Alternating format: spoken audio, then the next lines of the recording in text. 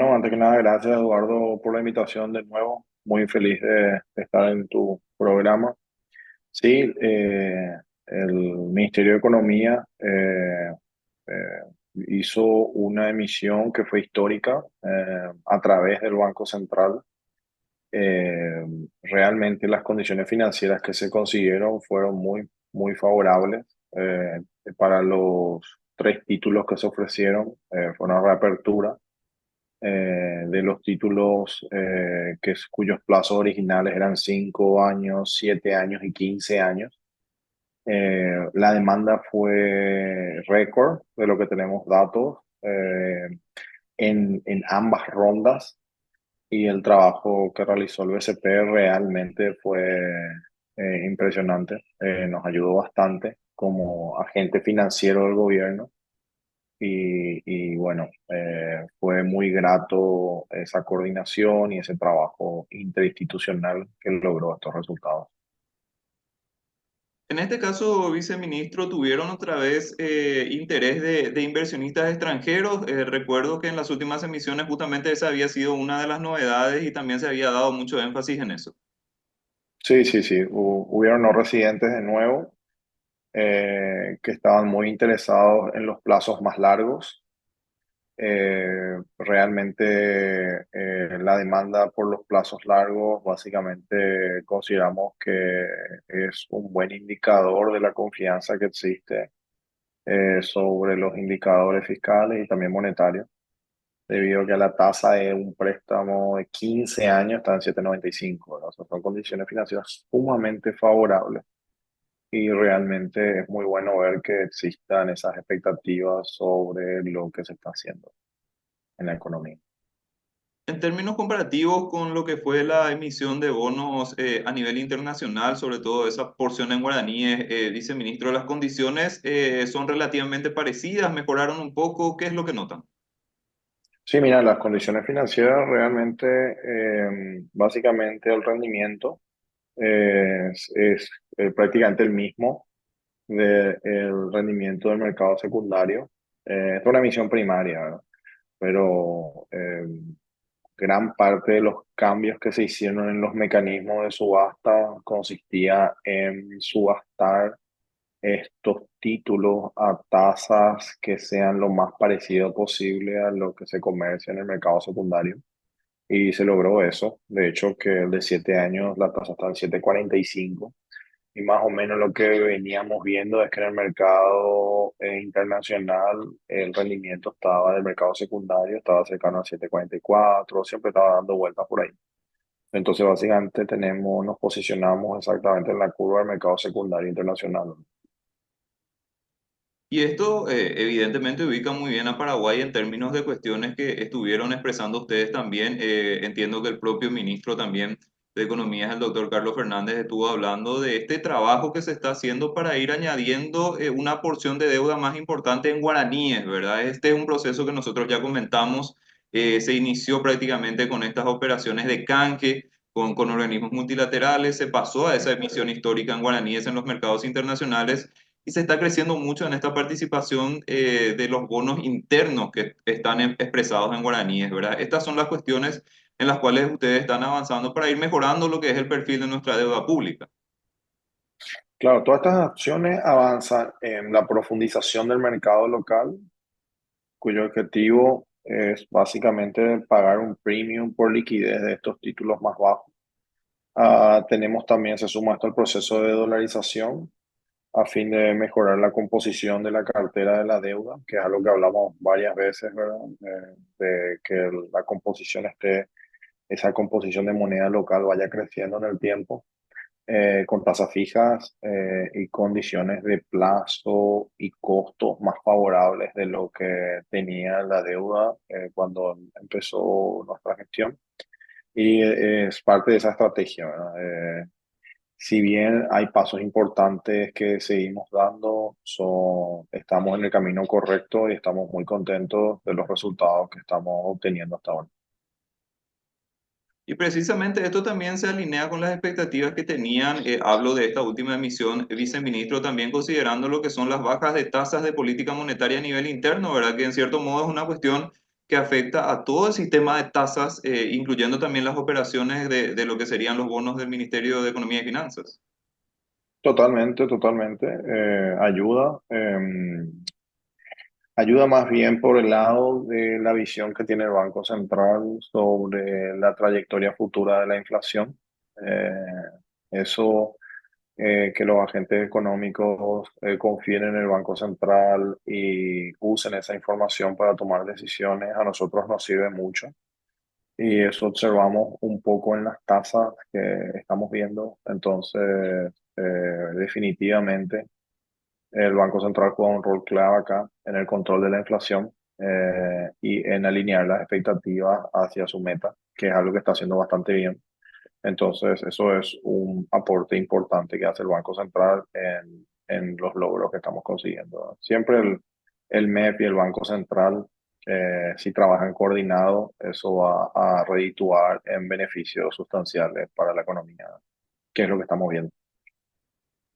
Viceministro, ¿quiénes son los principales compradores o interesados en este tipo de instrumentos? Evidentemente hablamos de papeles o de instrumentos de títulos que no son de repente para el inversor más pequeño, ¿verdad? Estamos hablando tal vez de inversores institucionales, bancos, financieras, para explicarnos un poquitito cuáles son los principales interesados en este tipo de instrumentos.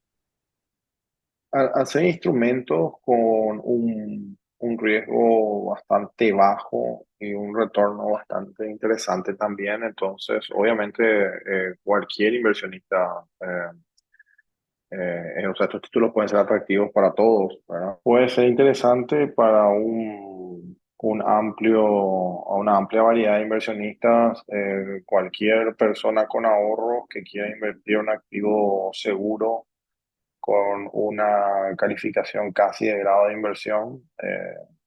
Estos títulos son sumamente atrayentes.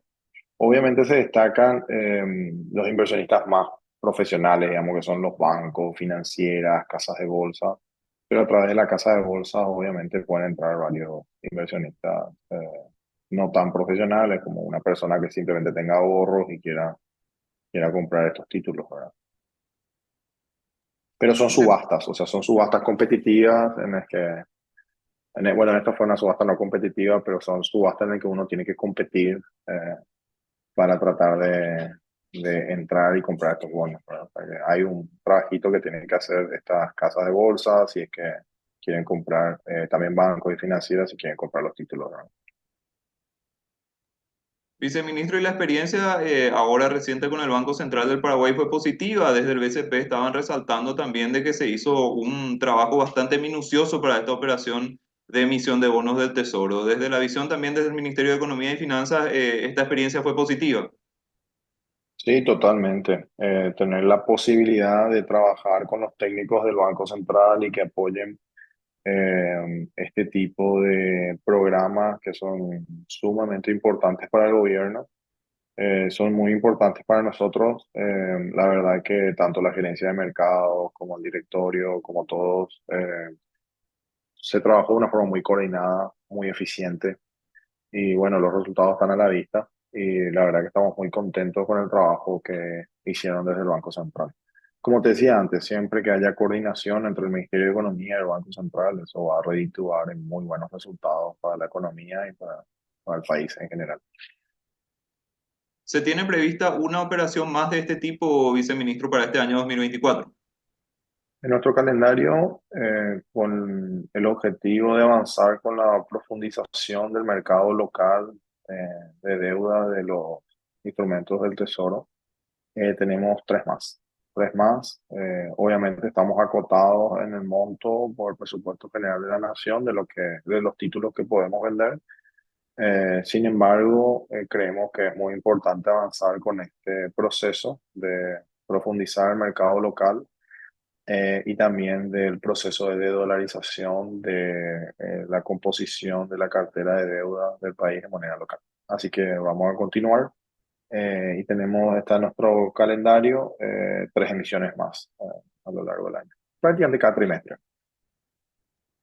Viceministro, pasando a otro tema que estuvo también dando que hablar en estos días, el tema de las estadísticas con relación a la pobreza en nuestro país. Se tuvo una reducción bastante significativa en el año 2023 en un término estadístico, ¿verdad? Hablamos justamente de esos números que da también a conocer el Instituto Nacional de Estadística. La lectura que ustedes hacen es que esto se relaciona a lo que es el panorama económico. El propio Banco Central estuvo informando también de un crecimiento de ya casi 5% en el año 2023, ¿verdad? Una cosa también bastante interesante en términos estadísticos. ¿Cuál es la lectura de estos datos que están haciendo ustedes, viceministro, y hacia dónde les parece que avanzamos? ¿Avanzamos hacia una tendencia mucho más decidida de reducción de la pobreza en Paraguay?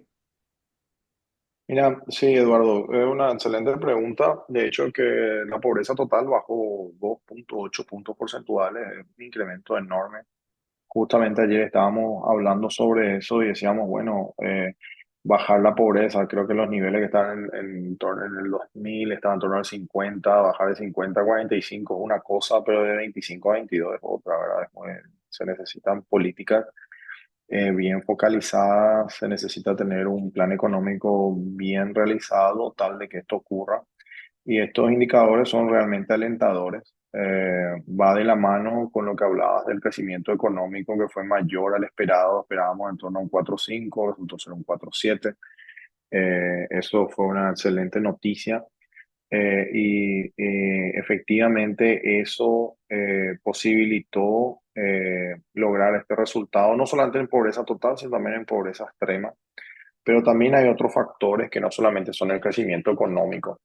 El crecimiento económico, creo que lo que yo quisiera destacar es quizás de que en el 2023, en los primeros trimestres, el crecimiento económico estaba muy marcado por el rendimiento que tenía la agricultura. Sin embargo, ya hacia el tercer y cuarto trimestre el crecimiento fue mucho más homogéneo en todos los sectores y eso quizás fue uno de los factores que incidió bastante en estos resultados de pobreza debido a que fue la economía como un todo la que empezó a crecer a tasas más parejas. Eso siempre es algo deseable y es algo que fomenta bastante no solamente la reducción de la pobreza, sino que también algo que está obviamente muy ligado es la generación de empleo, cosas que también se vio.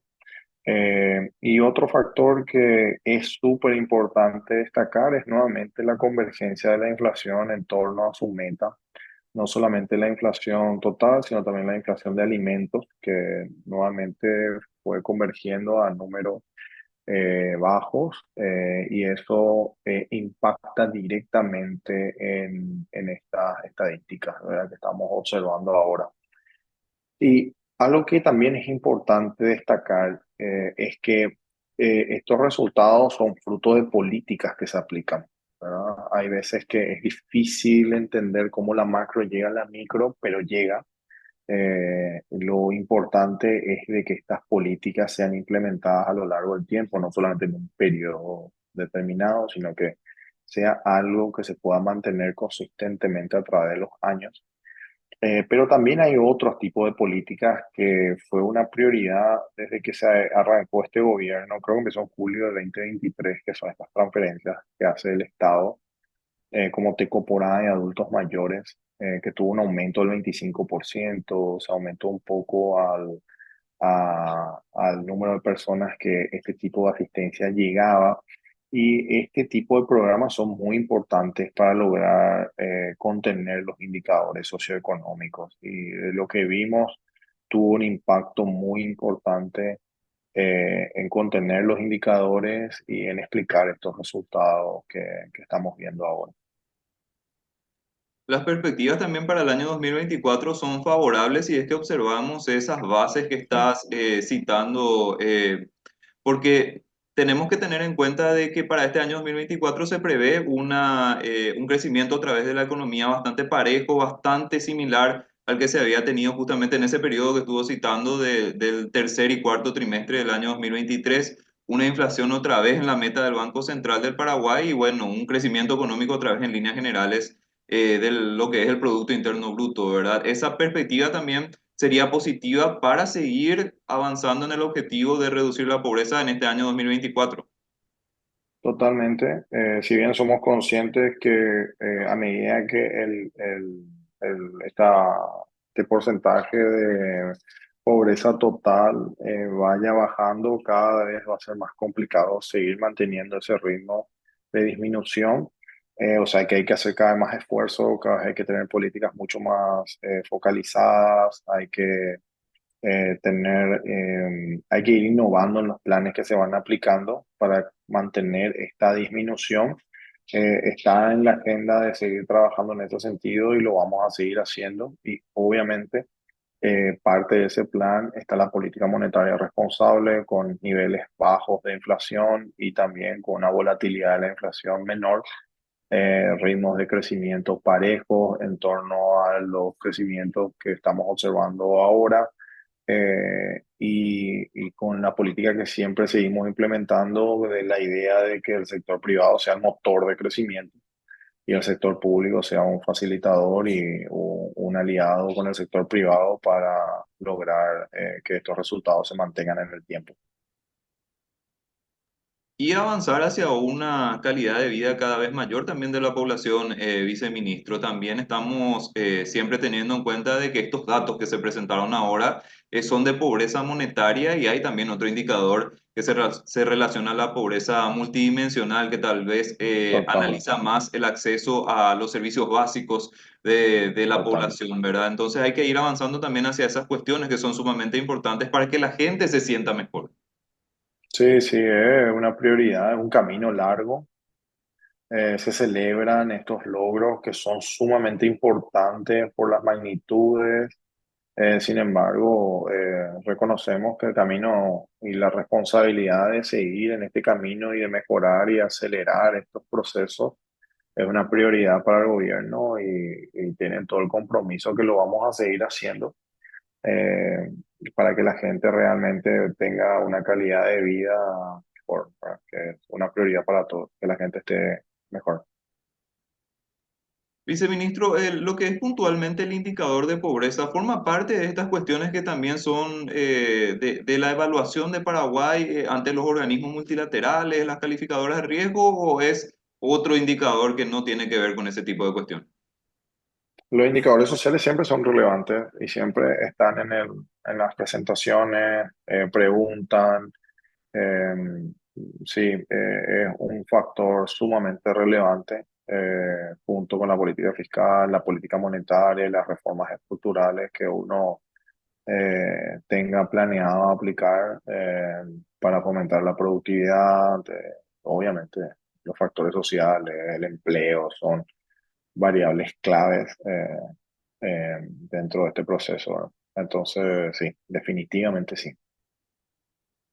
Viceministro, justamente mencionó una cuestión que también estuvimos pasando por alto por ahora, pero le quería preguntar también. El tema Sí. de los empleos y sobre todo los ingresos. El ministro Carlos Fernández estuvo también hablando del tema de que en la práctica se está teniendo también una suerte de recuperación del poder adquisitivo luego de 2 años bastante complicados en los cuales la inflación había sido inusitadamente alta para Paraguay y bueno, eso evidentemente en los bolsillos se sintió, ¿verdad? De a poco con este ritmo de recuperación, de crecimiento económico, de un movimiento un poco más homogéneo, los bolsillos se van recuperando de a poco también, ¿verdad? Es una cuestión que forma parte del día a día de la gente y es también bastante importante resaltar. Totalmente, el crecimiento económico, como te expliqué hace un ratito, estuvo muy marcado por el desempeño de la agricultura en los primeros trimestres, y después fue un poco más homogéneo, lo que hizo de que no solamente los ingresos en el sector rural, de la gente que se dedica a la agricultura haya mejorado sus ingresos, sino que también mejoró el ingreso de diversos sectores dentro de la economía y también de los asalariados. Eh, lo de la inflación también es relevante porque si te acordás, en el 2022 la inflación aumentó más rápido que los salarios. Este aumento de la inflación básicamente se da por el aumento del precio internacional de alimentos y de petróleo.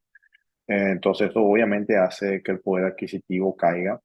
En el 2023 se revirtió eso debido a que se pudo controlar la inflación. Los salarios pudieron mejorar un poco gracias al crecimiento económico que se tuvo y a, bueno, obviamente después de esa pérdida de poder adquisitivo, los salarios tienden a subir un poquitito después de un tiempo, debido a que son un poco lentos en sus ajustes, ¿verdad? Pero bueno, se vio ese ajuste de la mano del crecimiento económico y eso obviamente junto con la disminución de la inflación hace de que el poder adquisitivo vaya mejorando, ¿verdad? Y eso es algo que se ven en las estadísticas que lo estuvimos analizando y bueno, ambos eventos, tanto el crecimiento económico como la disminución de la inflación, también tuvieron su impacto en los ingresos de los sectores que crecieron y de los asalariados, mejorando así el poder adquisitivo de la gente. Y eso es una excelente noticia, ¿no? Y también explica lo que pasó con la pobreza. Todo es como que lo podemos analizar dentro de un marco general, ¿verdad? Una economía como un todo. Claro, pero como ya dijo inclusive usted, todavía hay camino que avanzar, ¿verdad? Evidentemente esos años Totalmente. 2021 y 2022 fueron muy difíciles y este camino de Sí. recuperación todavía continúa. Continúa, lo bueno es que las políticas que se implementan tienen sus efectos. Esto siempre uno cuando hace políticas y trata de evaluar los resultados, mira los datos y ver que los resultados son alentadores, hace que uno sepa que está en el camino correcto y bueno, a seguir trabajando para tener mejores noticias cada vez que se lancen estos números, ¿no?